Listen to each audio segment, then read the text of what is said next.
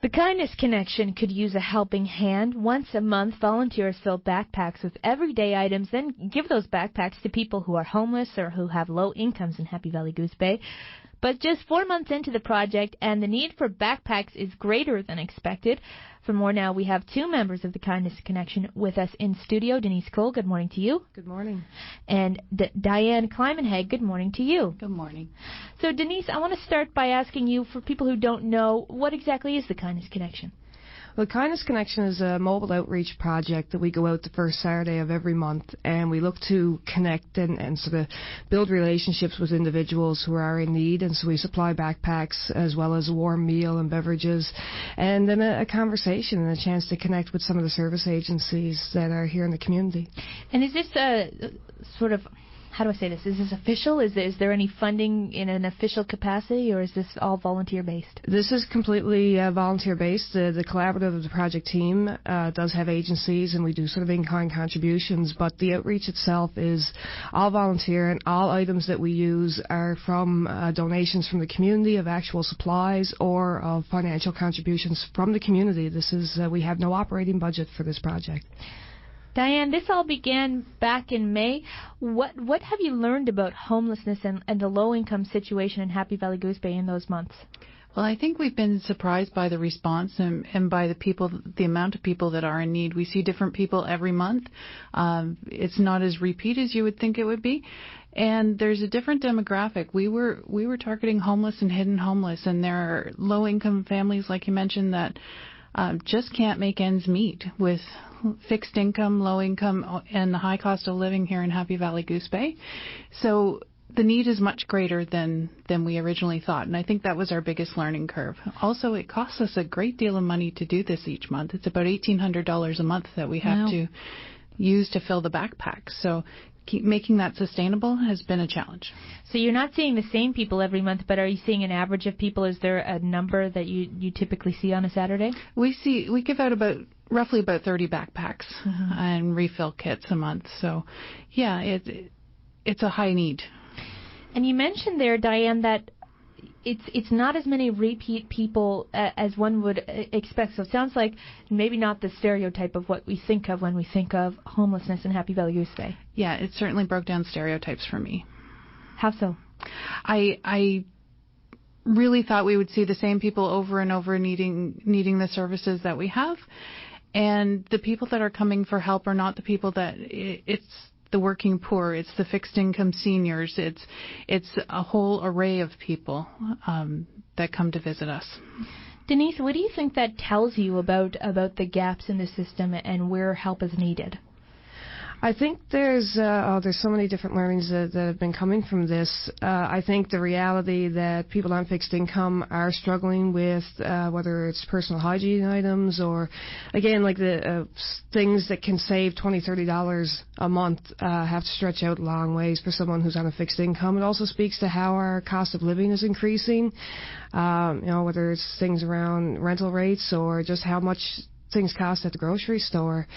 And I also think that it speaks to like different seasonal times of the year, and also where our deficits are within, whether it's agency or government, or how we do things. Like, this is a volunteer donation-based project, and we get reached out from lots of different agencies or government departments who are also looking for these backpacks, but we're from a donation perspective. So it speaks to, I guess I always wonder, is there sort of an emergency fund within different departments or within different agencies that can supply some basic need items? If we have someone who's, exited out of one system, for example, whether it's the correctional center, and they exit directly into homelessness, all of a sudden there's a whole vast array of needs, whether it's sleeping bags or tents or tarps or, things that are outside what the Kindness Connection was initially looking to do. But, we went out and picked up items yesterday, and we're getting tarps now. Like, we've put out a call for sleeping bags. Like, so we're seeing that it goes much further than a backpack full of supplies, where those deficits and needs are, and how community as well as whether it's government or agencies can contribute to that. Is anybody choosing tarps? Is anybody choosing sleeping bags, or is that the last resort? I don't think anybody chooses to go into homelessness, and that is one of the misconceptions that's within our community, where they say, well, we know a lot of people who just choose to live this way. I don't know, in the conversations we've had with individuals, it's about not having safe places to go. It's about not having enough places to go. It's about overcrowding. It's about being able to try to come into a bigger service hub to get needs met. Sometimes it's around mental health issues or addiction issues. People who come to us who say, do you have a tarp or a sleeping bag? These are individuals who are in serious need, and when the conversation happens, if we had a place for you to go that was safe, the answer is predominantly yes. Yeah, because when you say there, like, I wonder if there's an emergency fund at some government agency that would help us buy these things. All I can think is you shouldn't have to buy a tarp or a sleeping bag so that somebody has a place to lay their head down. That must be so frustrating. Yes, it really, it's, frustrating is one word. Heartbreaking. The empathy that I've learned within this project has really opened my eyes on how we help each other, showing kindness to one another. We're a volunteer-based project, but I believe, people can show kindness every day, of asking someone how are they doing, saying hello, offering a bottle of water, just there's so many ways that we could be helping each other. There was a time in communities in Labrador where we really did turn to each other for that help. So I'm not all about putting all responsibility back on government. I think we all have a collective responsibility to help each other and to break down some of these divides of those who have and those who don't. And this project really allows people to feed into that by whether they volunteer their time or items that they have at their home or, contributions of cash, or they just start, looking around their community and saying hello to people that maybe they wouldn't have yesterday, I have to make sure that I get to a few of the specifics, and I could talk about this all day. But Diane, we mentioned there that it costs $1,800 a month to run this project. So other than the tarps and the sleeping bags, what are some of the typical items that you're looking for to put in these backpacks? Well, we have regular hygiene kits that we give out: shampoo, conditioner, razor, shaving cream, that sort of thing, deodorants. We also have practical things like candles and matches. We've got rain ponchos. We've got sunscreen.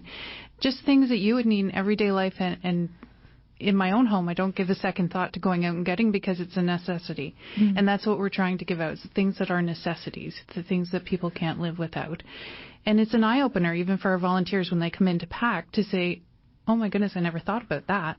Yeah. And so that's what we try and give out, and water bottles and water. And then we provide them with a meal. Thanks to the Salvation Army, they give us the soup and sandwiches every month, and we're able to do that as well. So do you get a lot of donations from the greater public, or do you find it's often your own base of volunteers who are going out and buying these shampoos and conditioners and things? We've had a lot of response from the public. The town has been wonderful in responding to us. We've had different large organizations, companies come to us with donations. We've had individuals say, we just finished up a garage sale. I've got this left. Would you like it? And yes, we take everything.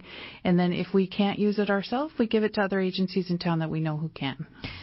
So it sounds like you've got lots of uptake on the donating. Denise, what about the actual people hours, the volunteers? How's that going? Whenever we have our backpack filling days, we always get a great crowd, half a dozen to a dozen people, and that's phenomenal. It makes our work much easier. We also see a need, and I think that's, helping people understand where the need is for volunteer time. We do inventory every month to figure out what we need more of. We also have a volunteer subcommittee that we are really hoping to build and develop, because we want to have people go out and set up, information booths or donation collection booths at the stores or at different community events. We also, need help with being able to reach out into the community, and we encourage people, if they want to do a bake sale or a fundraiser or something that even a one-time, sort of thing that raises money that they can donate over to us. That's where we really want to grow this volunteer subcommittee, so that it can alleviate some of the pressure off of us as a project team, because we're doing all of this off the sides of our desks. Yeah. And really, this is growing into its own project that really needs to have the community sort of wrap around that, and that we can continue to grow, because the need doesn't seem to be slowing down. So just briefly, Denise, if there's anybody listening who wants to get involved, how can they get in touch? they can reach out to myself or Diane. They can also find us on Facebook. We have the Kindness Connection Upper Lake Melville Facebook page. We also have Norma Huckster, who works with the Sheshe Innu Nation Home and Community Care, is one of our volunteer subcommittee coordinators, as well as Mona Gregory with the Libra House. So, I mean, there's lots of ways. The Salvation Army, they can drop down there and drop off their name and let them know and just reach out. So, yeah, and it's critically important for us that the more the community is able to contribute in any way, shape, or form, or even have that discussion of how they'd like to contribute. We've had, a class from the college who just jumped on board and has been raising us money and helping out wherever they can. Good. Lots of ways to get involved. Absolutely. I want to thank you both for coming in this morning. Denise Cole and Diana Climenhag are with the Kindness Connection in Happy Valley Goose Bay.